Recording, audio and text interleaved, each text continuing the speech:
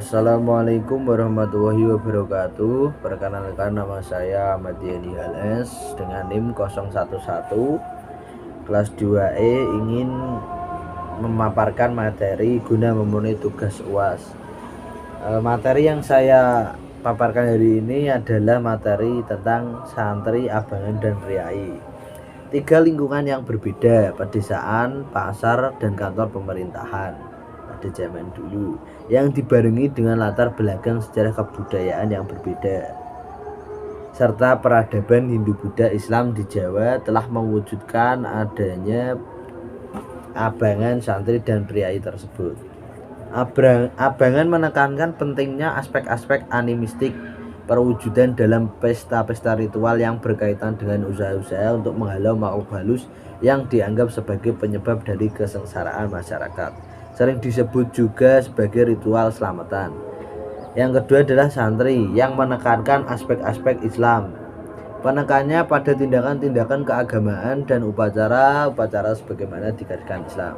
Priai yang ketiga menekankan aspek-aspek Hindu, yaitu menekankan betapa pentingnya hakikat alus sebagai lawan kasar. Perwujudannya tampak dalam berbagai simbol yang berkaitan dengan etiket, seni, dan yang berbau dengan kemistikan.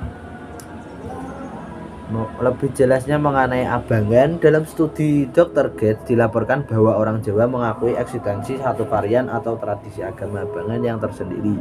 Ia mengemukakan bahwa varian agama ini secara luas dan umum diasosiasikan dengan desa.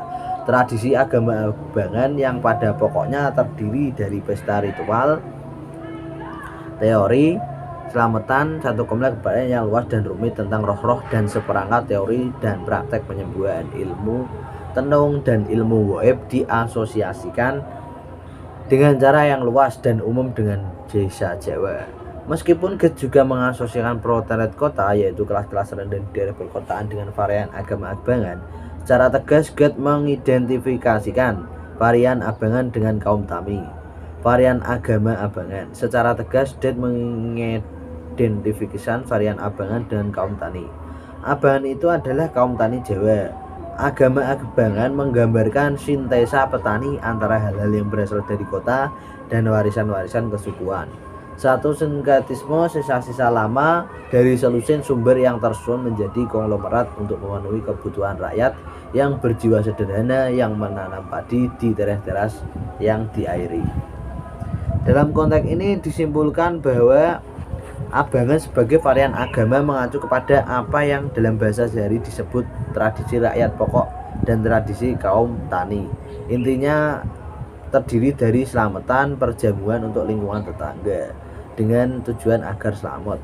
Ya, maksudnya agar ada cara mensyukurilah pada zaman dahulu, yaitu kejadian psikologi tanpa gangguan emosional dengan satu kompleks kepercayaan tentang roh-roh dan praktek penyembuhan. Varian agama abangan mencerminkan pemberian tekanan pada aspek-aspek animisme dan sinkretisme Jawa secara keseluruhan.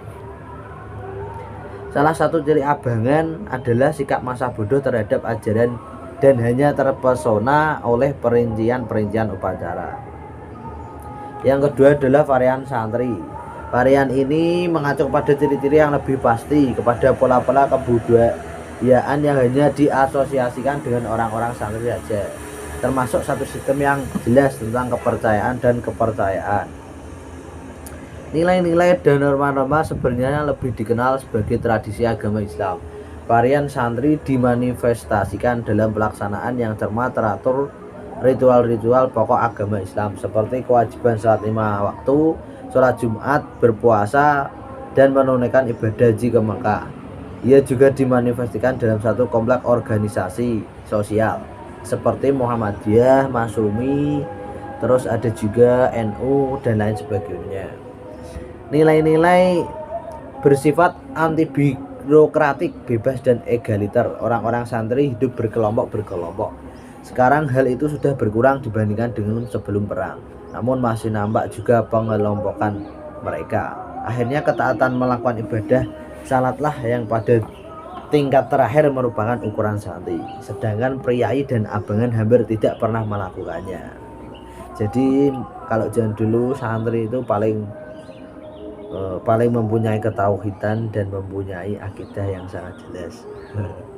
Gates menyatakan secara pasti sekali, bahkan dengan ainul yakinnya, bahwa struktur sosial di Mojokerto varian agama santri diasosiasikan dengan pasar. Meskipun secara luas dan umum varian santri diasosiasikan unsur pedagang Jawa, ia tidak terbatas padanya. Demikian pula tidak semua pedagang merupakan penganut dari santri. Jadi juga santri merupakan juga seorang pedagang, tapi tidak semua pedagang juga varian dari santri tersebut. Data lain yang dikemukakan oleh Gates nampaknya memberikan petunjuk bahwa guru-guru agama, kiai, murid yang biasanya dianggap sebagai golongan santri dikesampingkan dengan kaum pedagang apabila mereka disebut santri.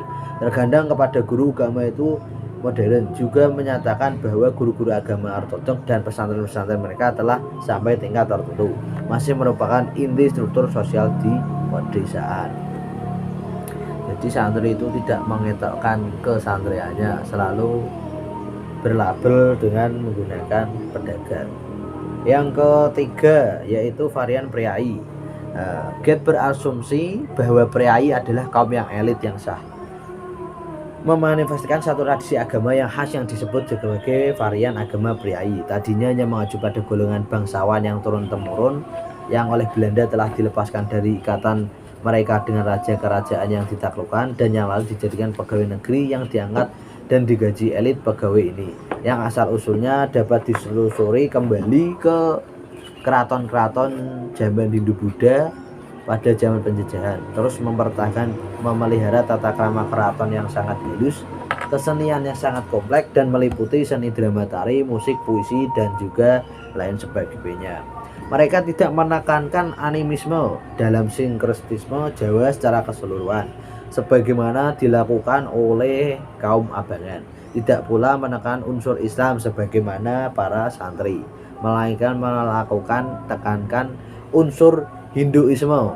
Jadi kaum-kaum priai ini banyak sekali yang beragama Hindu. Secara singkat dapat dikatakan bahwa 3 titik utama keagamaan priai adalah etiket, seni dan praktik mistik kaum priai dijiwai oleh 4 prinsip. 1. Bentuk yang sesuai untuk pangkat yang tepat. 2. Ketidaklangsungan. 3. Kepura-puraan dalam bahasa Jawa atau etok-etok. Yang keempat adalah menguasai diri dan tidak ngawur. Jadi prinsip dari si priai itu begitu. Dan itu tadi materi tentang mengenai perbedaan abangan, santri, dan priai. Sekian yang saya sampaikan, apabila ada kurang dan lebihnya saya mohon maaf. Wassalamualaikum warahmatullahi wabarakatuh.